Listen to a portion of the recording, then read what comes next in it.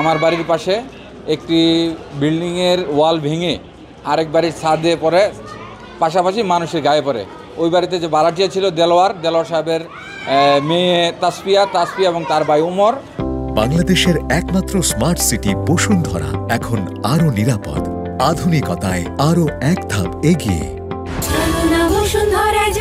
এবং আরও একজন মহিলা, টোটাল 4 জন আহত হয়। 4 জন থেকে 3 জনকে আমরা গুরুতরভাবে সদর হসপিটালে প্রেরণ করি। সদর হসপিটাল থেকে 2 জনকে অতি গুরুতর দেখে ঢাকা মেডিকেলে প্রেরণ করে।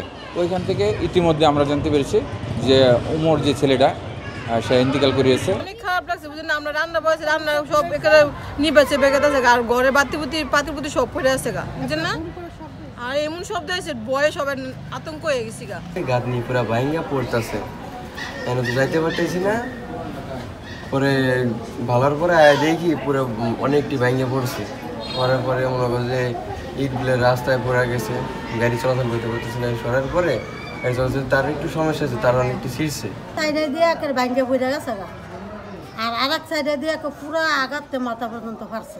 যে সময় ভূমিকম্প শুরু হয়েছে তখন ব্যাপকভাবে কাঁপড়ি শুরু হয়েছে পরালা দিয়ে উপরে তাস্তর খুললে পড়তেছে।